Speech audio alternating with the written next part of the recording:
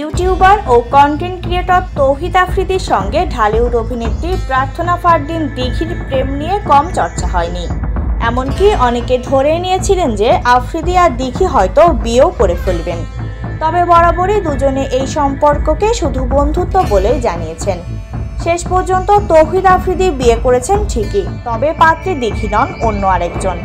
এই content creator এই সমালোচনার মাঝেই পারিবারিকভাবে বিয়ে করেন। সম্প্রতি বৈষম্য বিরোধী ছাত্র আন্দোলনের সময় করা একটি হত্যা মামলায় তৌহিদ আফ্রিদি গ্রেপ্তার রয়েছেন। তার গ্রেপ্তারের পরই ব্যাপক আলোচনায় উঠে আসে তার সঙ্গে দিঘির নাম।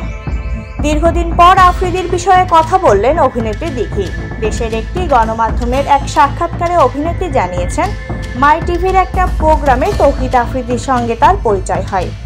তিনি বলেন, ওই প্রোগ্রামে সেই অ্যাঙ্কর ছিল, ওখান থেকেই প্রথম দেখা ও পরিচয়, এবং তারপর ওই ইস্যুটা অনেক বেশি ভাইরাল হয়ে যায়। আমরা কেউ রেডি ছিলাম না ওটা ভাইরাল হবে। দিঘি বলেন, আমরা কখনো এরকম কথা বলিনি, আমি তো বলিনি, আর ও তো আরো বেশি স্ট্রিক্ট ছিল ব্যাপারটাতে। এবং একটা মোমেন্ট ছিল যে যখন ব্যাপারটা অনেক বেশি বেড়ে যায়, সবিজে অনেক বেশি কথা হয়ে যায়, অনেক বেশি নিউজ হওয়া শুরু হয়, তখন এই বিষয়টি নিয়ে আমাদের ফ্যামিলিতে বিব্রত বোধ করে। অভিনেত্রী দিঘি বলেন, কারণ যে বিষয়টি নিয়ে আমরা অবগত না, সেই বিষয়টি আমাদের আশেপাশে কেন হবে, এরকম নিউজ কেন হবে, কারণ আমরা এটার জন্য প্রস্তুত না। এটা খুব পার্সোনাল কথা লিখে ফেলেছে। তখন এমন একটা সময় এসেছিল যে আমরা 1 থেকে 1.5 বছর কারোর সঙ্গে কথাই বলিনি ঠিকমতো, এমনকি দেখা করাও অফ করে দিয়েছি।